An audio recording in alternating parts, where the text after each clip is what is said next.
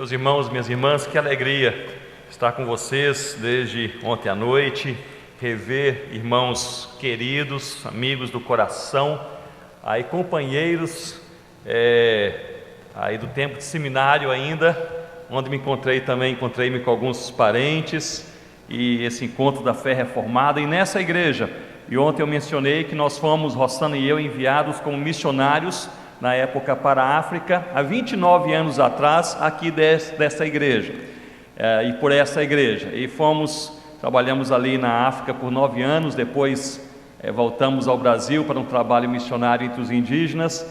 Então estar com vocês aqui traz ótimas lembranças, e sobretudo essa convicção que a bondade de Deus nos acompanha em cada momento e ciclo da nossa vida e do nosso ministério também.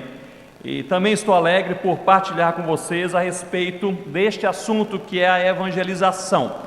Ontem nós refletimos a respeito da natureza do Evangelho, e nesta manhã pensaremos juntos, pela graça de Deus, sobre a dinâmica da evangelização. Chegou às minhas mãos aqui uma divulgação, que eu acho que é uma divulgação estratégica, sobre um movimento chamado Todos os Povos Te Louvem, aliança, que é do movimento Povos e Línguas, que há de acontecer nos dias 27 a 30 de novembro em São Paulo. Realmente Deus tem usado, dentre tantos outros encontros, ouvi hoje com gratidão a Deus sobre esse encontro promovido pela APMT em Campo Grande. Encontros assim são usados por Deus para juntar o povo de Deus em direção à missão. Abra, portanto, a sua Bíblia comigo nesta manhã, em 1 Tessalonicenses, capítulo 1, nós leremos o versículo 5. E pensaremos sobre a dinâmica da evangelização. Eu gostaria de iniciar mencionando que, na teologia do apóstolo Paulo, é evidente em todas as suas cartas, quando ele trata sobre o assunto da vocação, ele divide a verdade bíblica sobre vocação em duas partes. A primeira parte é que todos os salvos em Cristo são chamados por Deus, todos os salvos. Aquele que é salvo no Senhor Jesus é chamado por Deus.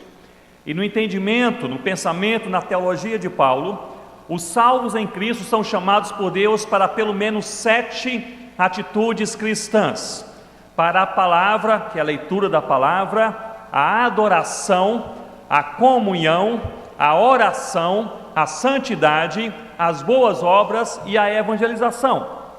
Não é preciso ser um pastor, um missionário, um líder de igreja local para ser usado por Deus e chamado por Deus para estas 7 práticas espirituais, que são práticas que devem ser exercidas por todo crente: palavra, adoração, comunhão, oração, santidade, boas obras e evangelização. Essa é parte da verdade bíblica do apóstolo Paulo a respeito da vocação. A outra parte é que no meio de todos os salvos em Cristo são chamados por Deus. Deus também chama alguns para ministérios específicos, como ele relata em Efésios capítulo 4, versículo 11, que no meio de toda a igreja ele chamou alguns para serem apóstolos, profetas, evangelistas, pastores e mestres, ou pastores mestres.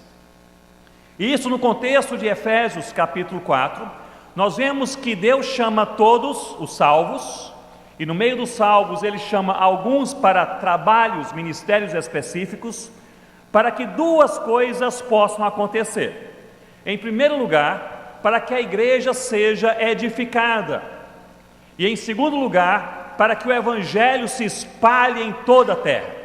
Então, na teologia paulina de vocação, Deus salva, comissiona toda a igreja, no meio de toda a igreja chama alguns para ministérios específicos, para que a igreja se fortaleça na fé no Senhor Jesus e para que o evangelho chegue a todas as nações.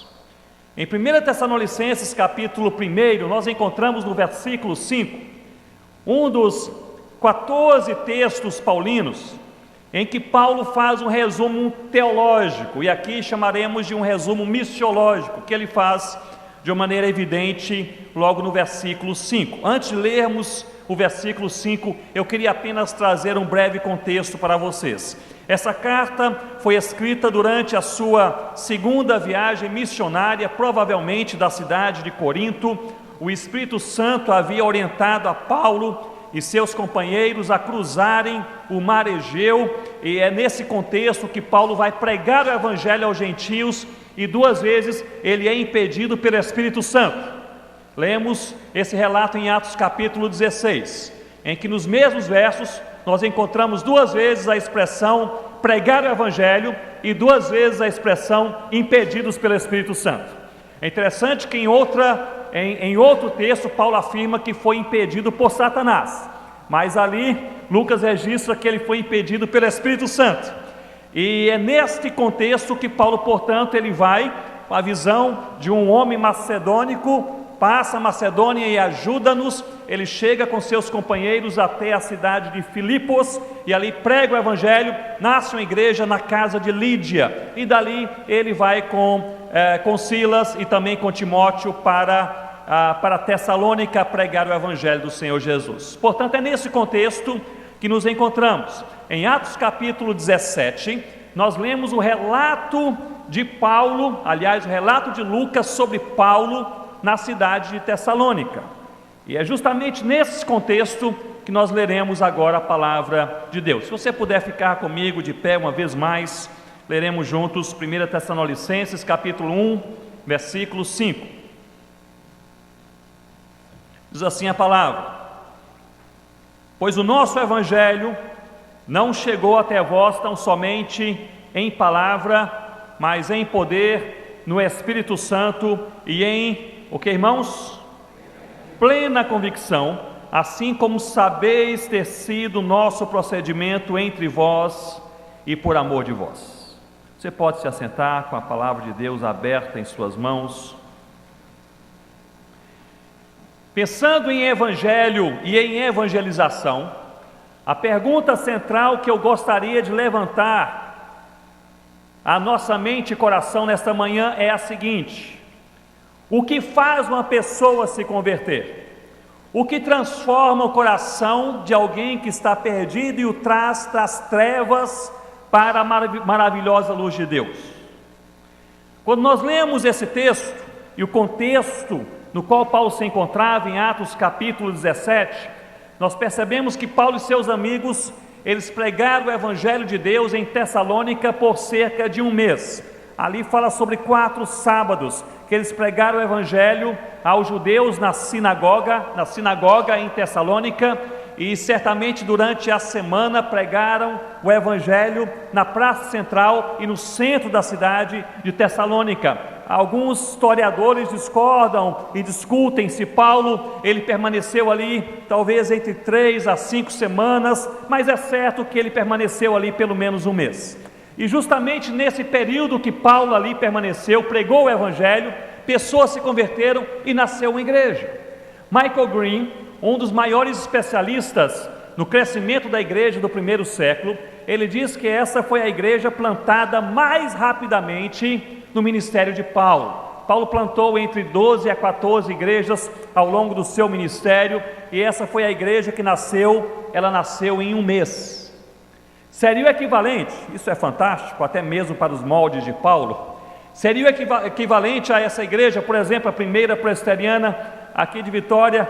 Ela tem um jovem chamado para o ministério missionário, a igreja envia o jovem, ele se prepara e depois ora pelo jovem, ele chega até uma cidade onde Jesus é totalmente desconhecido, e 1 mês depois ele liga para o pastor da igreja dizendo: cheguei, já preguei o evangelho, o povo se converteu, a igreja nasceu, eu já posso ir para outro lugar. Então seria mais ou menos isso. Foi um momento diferente, foi uma manifestação fantástica de Deus. Portanto, Paulo, ele escreve esta carta com 3 objetivos primários. Um dos objetivos é explicar para a igreja em Tessalônica o que fez a igreja nascer. É um dos objetivos de Paulo. é explicar para a igreja em Tessalônica o que faz uma pessoa se converter ao Senhor Jesus. E ele vem tratar aqui de 6 elementos que nós lemos e encontramos todos os 6 no versículo, que é um resumo missiológico de Paulo, no versículo 5 que nós lemos: pois o nosso evangelho não chegou até vós tão somente em palavra, mas em poder, no Espírito Santo e em plena convicção, assim como sabeis ter sido nosso procedimento entre vós e por amor de vós.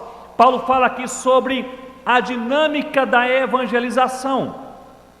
Quais são os elementos que fazem uma pessoa se converter?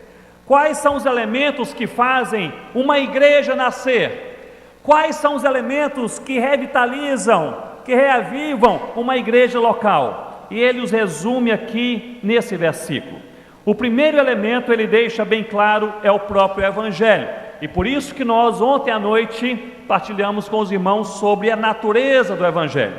Paulo diz: porque o nosso evangelho não chegou até vós tão somente em palavra. Numa tradução um pouco mais literal, essa frase poderia ser dividida em 2 frases. A primeira seria: porque o nosso evangelho chegou até vós. E a segunda: não chegou tão somente em palavra humana, em comunicação humana. O que Paulo está dizendo que o que fez o povo se converter e a igreja nascer não foi a chegada do apóstolo, mas foi a chegada do evangelho. Não foi a chegada da palavra de Paulo, mas foi a chegada da palavra de Deus. Não foi a chegada da influência de Paulo, mas foi a chegada da influência de Cristo. É isso que Paulo está aqui explicando para essa igreja. Talvez essa igreja, e alguns historiadores cristãos, eles pensam que essa igreja ela estava encantada por Paulo. Talvez eles tivessem em mente: Paulo esteve entre nós, por isso nos convertemos, por isso nasceu uma igreja. Se fosse Pedro, a igreja não nasceria, mas foi Paulo. Talvez estivesse nesse encantamento, mas o certo é que a primeira coisa que o apóstolo Paulo faz, ensinando essa igreja sobre qual é a dinâmica do evangelho na conversão de vidas, a primeira coisa que ele faz é retirar o holofote de sobre a sua cabeça e colocar o holofote sobre o evangelho. O que fez vocês se converterem não foi a minha chegada, foi o evangelho. Não foi a minha eloquência, foi a palavra de Deus. Não foi o Paulo, mas foi Cristo. Paulo ele vai alinhar a compreensão, destacando o evangelho como ponto central na evangelização. E é por isso que ontem à noite nós partilhamos com vocês e mencionamos que o evangelho é Cristo. Em Romanos capítulo 1, nós vemos de maneira claríssima que a natureza do evangelho é Deus, que a mensagem do evangelho é Cristo e que o efeito do evangelho é transformação. Ou seja, a mensagem do evangelho não é a vida da igreja testemunha sobre o evangelho, pois somos uma carta viva nas mãos de Deus, lida por aqueles que estão ao nosso redor. Mas é quem é Jesus e o que Ele fez por nós o cerne do evangelho. Se você tem dúvidas sobre como evangelizar, conte a história de Jesus, pois Jesus, Ele é o evangelho. Na teologia paulina, o evangelho é Jesus em 2 dimensões: quem Ele é, a sua identidade, e o que Ele fez por nós, o seu ministério. Na verdade, o que Ele fez, o que Ele faz e o que Ele ainda fará. Este é o evangelho. Portanto, Paulo está explicando aqui à igreja em Tessalônica: meus irmãos, vocês querem saber o que fez vocês se converterem e fez a igreja nascer? Foi a chegada do evangelho. Eu gostaria de caminhar com vocês nesses 6 pontos rapidamente, para pensarmos na aplicação no nosso contexto dos nossos dias. O segundo elemento na dinâmica da evangelização é a palavra. Ele diz que o nosso evangelho não chegou até vós tão somente em palavra. O que o texto quer dizer é que essa palavra, a palavra aqui, logia, é palavra humana, é a capacidade comunicacional. O que o texto quer dizer é que o evangelho chegou também em palavra humana, em capacidade comunicacional, mas que não foi essa capacidade que transformou os corações. Ele chegou também em palavra, mas não foi essa chegada em palavra que fez vidas serem transformadas, foi uma outra coisa. Na verdade, a expressão bíblica usada para a proclamação do Evangelho de uma maneira incessante em todo o Novo Testamento é a expressão querigma. Nós somos convocados a proclamar o Evangelho do Senhor Jesus, isso tanto na igreja como também em todas as nações. Em Mateus 24, quando o Senhor Jesus, quando em Mateus 24, versículo 14, nós vemos o Senhor Jesus dizendo aos discípulos: e será pregado este Evangelho do reino em todo o mundo. Ali o verbo é queriretesetai, e será pregado querigmaticamente, proclamado, verbalizado com palavras, colocado em palavras humanas, este Evangelho. Em 2 Timóteo capítulo 4, versículo 2, quando Paulo ele incita a Timóteo, prega a palavra, ali querissou é o mesmo verbo, querigma, ou seja, verbaliza, você fala, abre a sua boca e fala do Senhor Jesus. Portanto, a palavra é o meio usado por Deus para que o Evangelho de Deus seja comunicado pelo povo de Deus, no mundo que pertence a Deus, para a salvação daqueles a quem Deus chama, para a glória do próprio Deus. Então Paulo está alinhando aqui, dizendo: vocês querem saber como a evangelização deve acontecer, quais são os elementos? O primeiro elemento é o Evangelho, o segundo elemento é a palavra, o terceiro elemento é o poder. Pois ele diz: pois o nosso Evangelho não chegou até vós tão somente em palavra, mas sobretudo, e agora ele vai destacar três coisas centrais e uma complementar. Ele diz poder, Espírito Santo e plena convicção, e depois ele complementa falando sobre o seu comportamento, como sabeis ter sido nosso procedimento, nosso testemunho entre vós e por amor de vós. Portanto, o terceiro elemento na dinâmica da evangelização é o poder.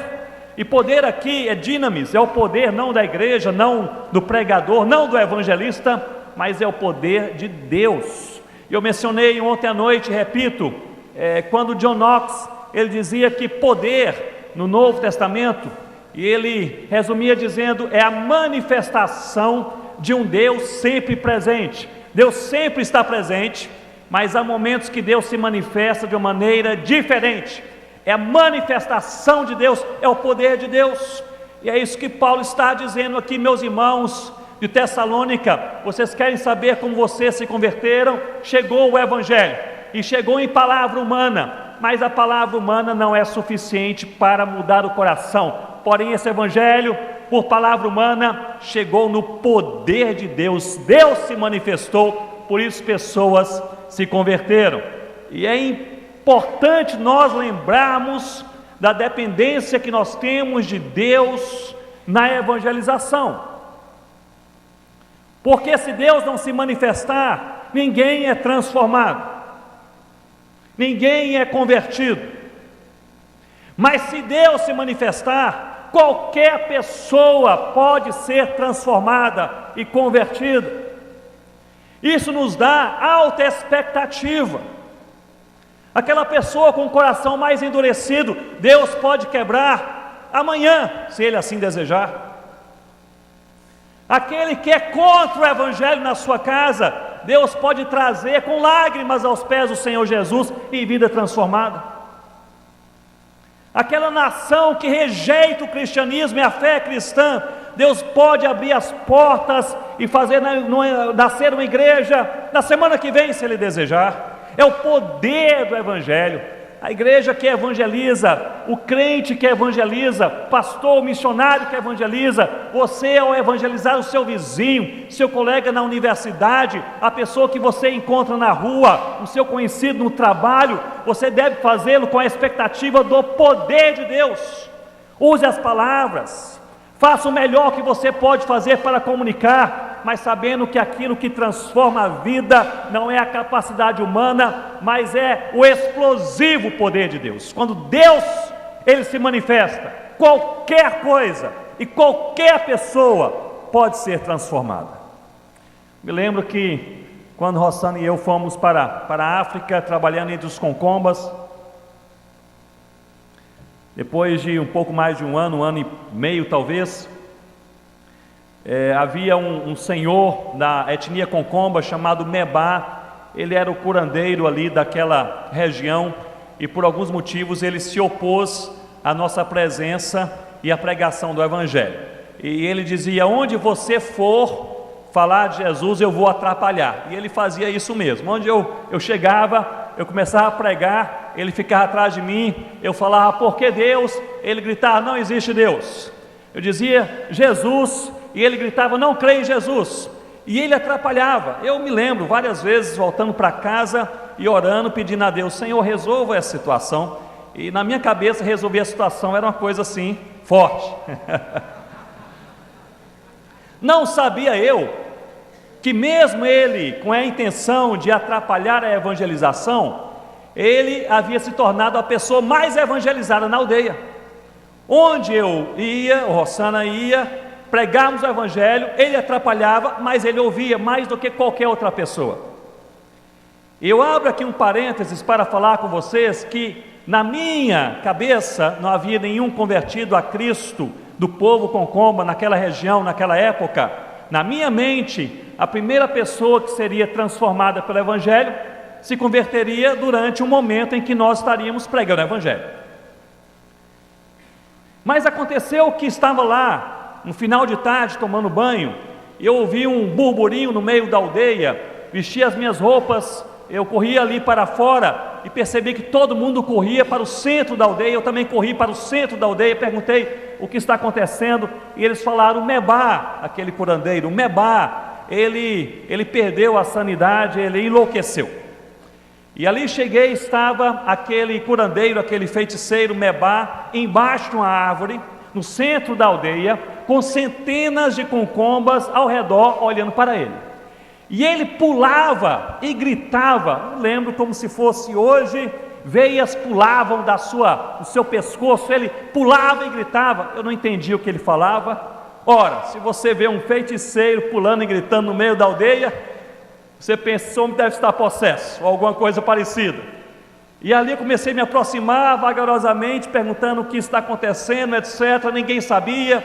Me aproximei um pouco mais do círculo menor, e eu comecei a ouvir o que ele dizia. Ele repetia a mesma frase. Ele dizia: concó não yun, concó, que significa agora eu sei, agora de fato eu entendi. Eu não sabia sobre o que ele falava. O filho do Mebá, o mais velho, segurou seu pai pelo braço e disse: meu pai, o que você entendeu? Ele parou de pular, olhou para aqueles que estavam ao seu redor e ele disse: agora eu entendi que Deus é todo poderoso, Ele me ama e Ele será a minha salvação eterna. Eles cantam essa frase como um cântico na igreja concomba até hoje, porque Deus é todo poderoso, Ele me ama e Ele será a minha salvação eterna. O fato é que a primeira pessoa que se converteu ao Evangelho, depois de ter ouvido o Evangelho, converteu-se, ou foi convertida por Deus, sozinha, essa pessoa embaixo de uma árvore. E eu voltei para casa pensando o seguinte: era uma lição para o meu coração. O que faz uma pessoa se converter não é a capacidade de alguém comunicar a verdade de Deus, porque qualquer pessoa pode fazê-lo, mas é o poder de Deus na comunicação da palavra que transforma corações. O primeiro elemento da evangelização nessa dinâmica é o Evangelho segundo a palavra. O terceiro, poder. Sigam comigo o texto. Paulo traz um outro elemento, é um resumo missiológico. Ele diz: no poder e no Espírito Santo, sobretudo em poder e no Espírito Santo. É interessante que a teologia de Paulo fala abundantemente sobre o Espírito Santo. E a teologia de João Calvino fala também abundantemente sobre o Espírito Santo, a respeito da teologia de Paulo. Franz Schaeffer, não sei se você concorda, eu concordo com Franz Schaeffer nesse ponto. Ele dizia que nós podemos convencer uma pessoa que ela é pecadora, no sentido de moralmente imperfeita, mas só o Espírito Santo consegue convencê-la que ela está perdida e que ela precisa de Deus.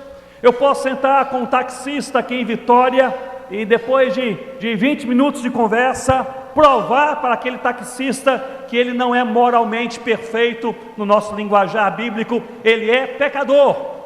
Mas só a ação do Espírito Santo de Deus consegue convencê-lo que ele está perdido e que ele precisa de salvação em Deus. Isso você não consegue fazer, eu não consigo fazer, é a ação do Espírito Santo de Deus. O Espírito Santo de Deus tem a função na igreja para encorajar o crente no Senhor Jesus e o povo de Deus a amar Jesus, amar a palavra e seguir firme em sua fé. O Espírito Santo de Deus tem uma função no pecador perdido para convencê-lo que ele está perdido e que ele precisa de salvação. O Espírito Santo de Deus tem uma função na própria conversão desse pecador, não apenas atraindo, mas de fato mudando o curso da sua vida e da sua fé, como vimos ontem à noite. Ele muda, o Espírito Santo, ele muda a convicção, ele muda o comportamento e ele muda também a cosmovisão. Aquela pessoa passa a ser uma nova criatura em Deus. E o Espírito Santo tem uma função nos avivamentos, a fim de avivar a igreja de Deus na palavra de Deus, para proclamar o Evangelho de Deus em todo o mundo. É a ação do Espírito Santo de Deus na terra. Outras pessoas aqui já evangelizaram a mesma pessoa mais de uma vez. Mais de uma vez. Não é uma experiência interessante você falar do Evangelho para a mesma pessoa uma vez, duas, três? Quando eu cheguei no seminário lá no SPN em Recife, 18 anos de idade, eu digo que todo seminarista é animado. E ali nós tínhamos que ajudar numa congregação, e foi-me dado o privilégio de ajudar numa congregação onde eu aprendi muito com os líderes daquela congregação, num bairro que na época tinha o nome de Brasília Teimosa. Era um local difícil, mas hoje mudaram o nome, é Brasília Formosa. Mas ali no final da rua era uma congregação. Descia ali no ponto de ônibus, tinha que caminhar aquela rua. E quando eu ali cheguei, olhei aquela rua, ali é uma rua cheia de mercearias, alguns pontos, havia também pontos de droga, etc. Mas algumas mercearias, eu pensei assim, eu vou evangelizar essa rua inteira. Seminarista é animado. Aí eu entrei na primeira venda, a primeira mercearia aberta, estava lá somente o proprietário, estava de costas, ali organizando a prateleira, algumas latinhas na prateleira do seu comércio. Eu bati palma e disse: você conhece a Jesus? Ele virou-se e disse: eu não gosto de crente, não gosto da Bíblia e não gosto dessa conversa. E voltou a trabalhar. E eu fiquei assim sem graça, não sabia o que fazer. Ninguém havia assim respondido de maneira tão ríspida. Eu era jovem, 18 anos, fiquei assim desnorteado, não sabia se ficava, se saía, se chorava. E ali ele virou-se para mim e disse: olha, meu jovem, me desculpe, eu fui assim um pouco mal educado, eu de fato não gosto de crente, esse negócio aí da Bíblia, mas como eu fui mal educado com você, eu vou lhe dar uma chance, você pode me evangelizar? Ele olhou assim para o seu relógio e disse: você tem 5 minutos. E meus irmãos e irmãs, aí eu me enrolei todo, não sabia o que falar, comecei, etc, gaguejei. Ele disse: meu jovem, o que você faz? Eu disse: eu estudo teologia. Ele disse: vai estudar um pouquinho mais, você precisa se preparar melhor. E ele disse: quando você estiver pronto, pode voltar. E ele disse: sempre que você quiser. Ele ficou penalizado. Sempre que você quiser, você pode me evangelizar. Ele não sabia que eu passaria por aquela rua durante 4 anos de seminário. Aí eu voltei para o seminário, chamei lá os veteranos, me ajudaram. Eu quero preparar aqui uma evangelização em 5 minutos. Escolhi os versos bíblicos, pratiquei lá no meu quarto, falei várias vezes, memorizei, estava pronto. Voltei no outro sábado: você se lembra de mim? E aquele senhor disse: me lembro, é aquele rapaz que não sabe falar bem, sou eu mesmo. Eu falei: agora estou pronto, eu posso lhe evangelizar? Ele disse: claro. Ele olhou para o relógio e disse: eu tenho assim um tempo livre, você pode falar 20 minutos. Eu falei: só preparei 5. Falei talvez uns 10 ou 15 minutos, mas eu falei a essência do Evangelho, o que Jesus, quem é Jesus e o que Ele fez, faz e fará por nós. Aquele homem ouviu e disse: sempre que você quiser pode voltar. E eu voltei ali várias vezes, não todo sábado, mas sempre que ele estava com o tempo livre. Eu voltava, meus irmãos e irmãs, e falava a mesma coisa, do mesmo jeito, com os mesmos versos, com o mesmo tom de voz. Ele começou a memorizar. Isso aconteceu 1, 2, 3, 4, 5, 6, lá pela 7ª vez. Ficamos assim mais ou menos amigos. E ele falava: Ronaldo, sente-se aqui, você está cansado, tome aqui um copo de suco, que hoje eu mesmo vou me evangelizar. Eu já sei tudo que você fala, eu memorizei, eu sei até o tom da sua voz. E ele sabia, e ele falava do jeito que eu falava. Interessante. E aí começou até a fazer brincadeira. Cada vez que eu ia, ele dizia: você quer me evangelizar ou hoje você quer que eu me evangelize? Isso aconteceu lá pela 8ª vez, 9ª, 10ª. Lá pela 11ª vez eu cheguei, ele fez a mesma brincadeira. E enquanto eu tomava um copo de suco, ele falava o que eu normalmente falava. Mas depois eu disse: mas eu também quero falar um pouco mais. E eu falei a mesma coisa. Meus irmãos e irmãs, tamanha foi a minha surpresa, pela 11ª vez, nesse fim de tarde, que aquele homem, ouvindo aquilo que ele já havia ouvido tantas e tantas vezes, até mesmo memorizado, aquele homem muda a sua face, e ali no final da tarde, ele é quebrantado por Deus e transformado pelo Evangelho de Deus. E eu fui para a congregação naquele dia com essa pergunta: o que foi que aconteceu? O que aconteceu, Paulo explica, foi o Espírito Santo de Deus que aconteceu. Foi o Espírito Santo de Deus que agiu. Por isso que nesse processo, nessa dinâmica de evangelização, nós falamos de Deus e pregamos o Evangelho de Deus na expectativa do Espírito Santo de Deus agir. E quando Ele age, é algo maravilhoso e claríssimo. 5º elemento, Paulo diz: a plena convicção. O Evangelho chegou até vós não somente em palavras, mas sobretudo em poder, no Espírito Santo, em plena convicção. Ele usa aqui uma palavra grega que não é tão comum, que é a palavra pleroforia. Pleroforia é uma certeza íntima que alguém tem de estar no lugar certo, na hora certa, apesar das evidências externas. Essa palavra aplicada ao contexto de Paulo e dos seus companheiros, significa que Paulo, ele tinha convicção que durante aquele mês que ele passou evangelizando os Tessalonicenses, que ele estava no lugar certo, na hora certa, fazendo a vontade de Deus. Pleroforia é isso, e é só isso que nós precisamos ao longo da nossa vida e ao longo do ministério, é a certeza que nós estamos no lugar certo, na hora certa, fazendo a vontade de Deus. É interessante que os elementos principais são divinos, como o poder, o Evangelho, o Espírito Santo. Pleroforia, plena convicção, é um elemento humano. Sabemos que é Deus quem dá, mas é humano, é algo que você e eu precisamos ter, meu irmão e minha irmã, que nós estamos na vontade de Deus. Talvez seja esta a nossa oração principal a cada dia: Senhor Deus, revela a sua vontade, não permita que eu dê um passo além ou aquém, eu quero estar na vontade do Senhor. Devemos evangelizar. Algumas pessoas dizem: eu tenho alegria em evangelizar. Louvado seja Deus. Eu tenho prazer em evangelizar. Louvado seja Deus.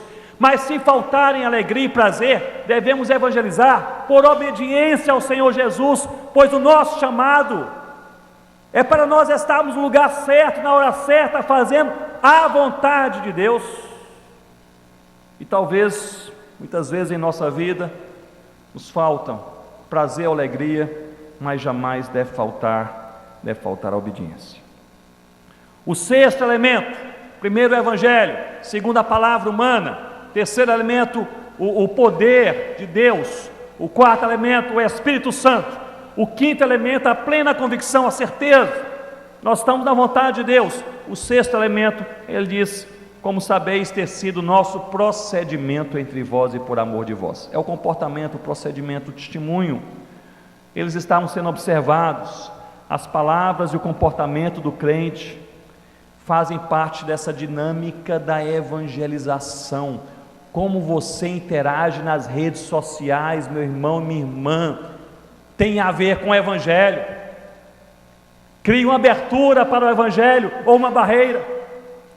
Como você responde quando você é confrontado tem a ver com o Evangelho. Abre portas ou fecha.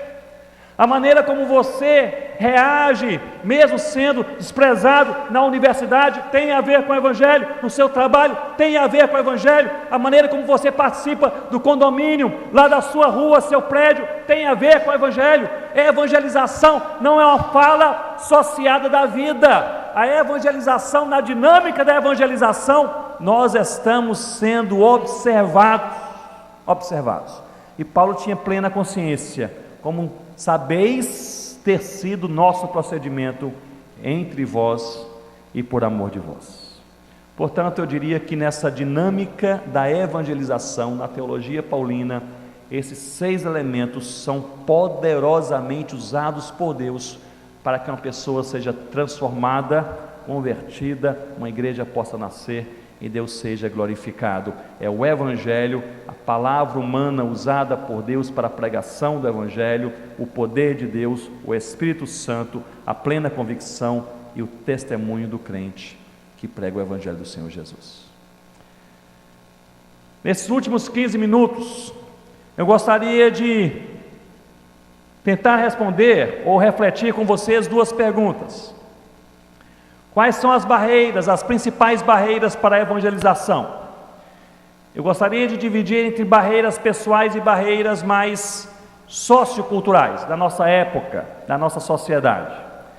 Entre as barreiras pessoais, eu diria que 4 se destacam. A primeira barreira para a evangelização, para o crente se engajar com a evangelização, é a falta de intencionalidade. Ele ou ela não tem a intenção de evangelizar, ele ou ela nem ora por uma oportunidade para evangelizar, ele ou ela nem pensa como pode evangelizar o seu vizinho, o seu conhecido, seu desconhecido e assim por diante. É a ausência de intencionalidade. Em Atos capítulo 8, quando a igreja foi perseguida e foi dispersa por toda parte, diz o texto que eles iam por toda parte, pregando a palavra. Intencionalidade. Eu posso ser disperso, mas eu vou pregando o Evangelho. Nós vemos que Paulo, nas suas 3 viagens missionárias, ele empreendeu aquelas viagens missionárias e depois a última para Roma, intencionalmente pregando o Evangelho. Havia intencionalidade. Prepare um café na sua casa e convide o seu vizinho, para que haja em algum momento uma oportunidade para falar quem é Jesus e o que Ele fez por sua vida. Se aproxime de um amigo, de alguém na universidade, alguém na sua rua, esteja preparado com algum panfleto, quando se encontrar com um desconhecido na padaria. Intencionalidade. Primeira barreira pessoal para a evangelização, creio que é a falta de intencionalidade. A segunda é a falta de conhecimento bíblico. Muitas vezes o crente não sabe o que falar,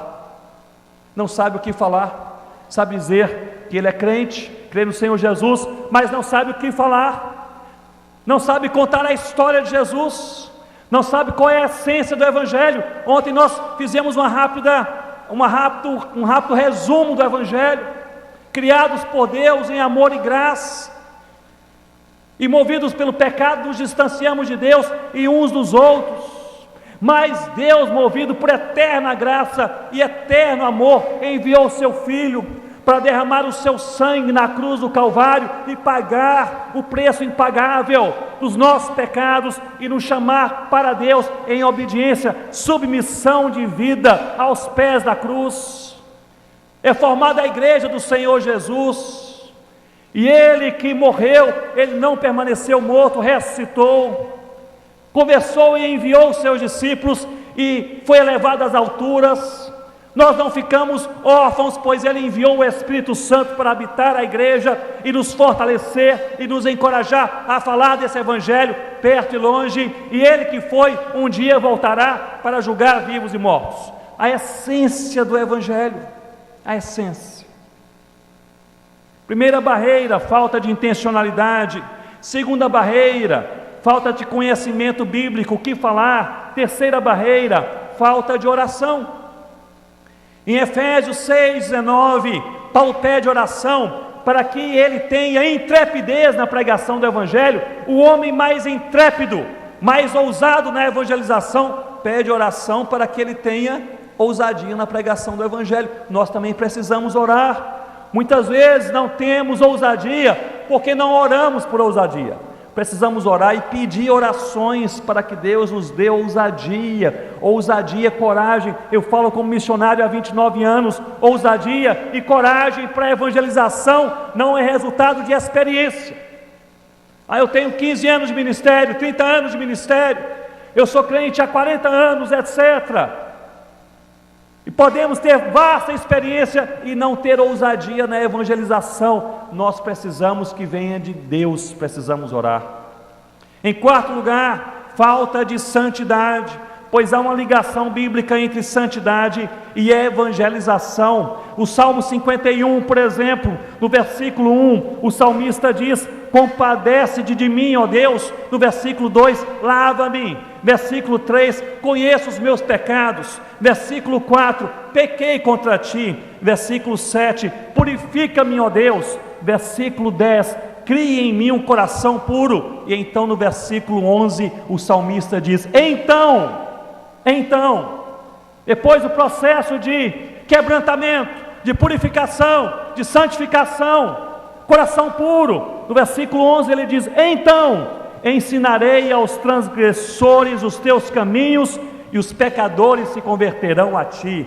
Há uma ligação entre evangelização e santidade. Muitas vezes não evangelizamos porque nos falta oração, ou porque nos falta santidade de vida. Essas seriam as 4 barreiras pessoais para a evangelização. Eu queria rapidamente mencionar 3 barreiras socioculturais. A primeira barreira, eu creio que é a visão que a sociedade passou a ter da Bíblia. Há 40 anos atrás, meu pai, pastor presbiteriano, ele visitava as casas de pessoas não evangélicas, e ele perguntava: vocês têm uma Bíblia? Claro, pastor, temos uma Bíblia. Eles não eram crentes. Quando meu pai, ele dizia: eu quero ler na sua Bíblia, ele abria a Bíblia, mesmo que eles não crescem que era a palavra de Deus, eles olhavam para a Bíblia como sendo pelo menos um livro especial. Hoje não é mais assim. Hoje a Bíblia é vista pelos não crentes como um mito cristão e dos mais ingênuos. Portanto, a sociedade passou a olhar para a Bíblia com outros olhos. Esta é uma das principais barreiras socioculturais para a evangelização. Quando você fala sobre a criação, o pressuposto é que, sendo conteúdo bíblico, ele é um mito, ele é ingênuo, ele é uma história para crianças que talvez creem em qualquer coisa. Portanto, não basta apenas narrarmos o que a Bíblia diz, precisamos narrar o que a Bíblia diz de maneira apologética, confrontando a verdade da Bíblia com o que crê ou descrê aquela pessoa que ouve essa verdade. Não mais o evangelismo apenas narrativo, mas o evangelismo narrativo apologético se faz necessário em nossos dias. A segunda barreira para a evangelização, barreira sociocultural, a primeira é a visão que a sociedade passou a ter da Bíblia, a segunda é a visão que a sociedade passou a ter do pecado.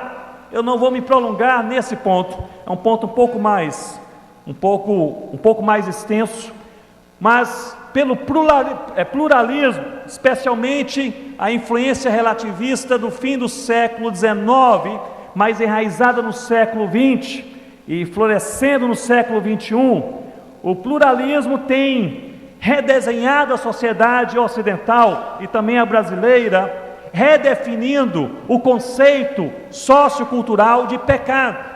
Antes da influência pluralista, o pecado era visto como um erro cultural, espiritual e moral. Hoje não. Hoje o pecado é visto, pecado ou erro, ele é visto pela sociedade não cristã apenas como um erro moral, como matar, como roubar, como a corrupção e assim por diante, um erro moral. Mas não é mais visto como um erro cultural, porque o pluralismo promove a tolerância em que tudo que é cultural deve ser aceito, e não é visto como um erro espiritual, pois não há mais verdade absoluta em uma sociedade relativista. Portanto, o pecado que era visto como um erro no passado, cultural, espiritual e moral é hoje apenas visto como erro moral. Portanto, quando nós pregamos contra o pecado, nós precisamos definir biblicamente primeiro o que é pecado, pois nós estamos falando línguas diferentes. A terceira barreira sociocultural é a visão que a sociedade passou a ter de Cristo. Não é uma visão negativa. Mesmo no mundo pós-cristão, a visão não é negativa.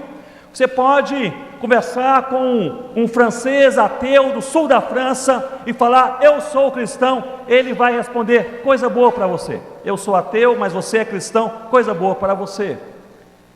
A sociedade pós-moderna não rejeita Cristo. A sociedade rejeita a singularidade de Cristo. O problema não é falar Cristo, o problema é falar Cristo é o único caminho.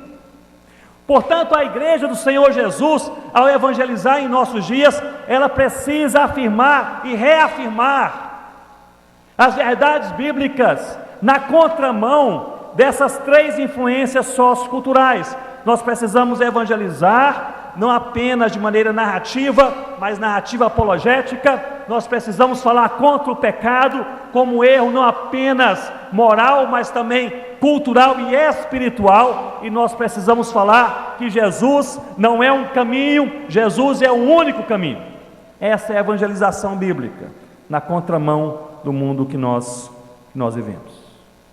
Gostaria, portanto, de encerrar trazendo à sua mente brevemente a história de uma mulher, uma missionária chamada Helen Roseveare.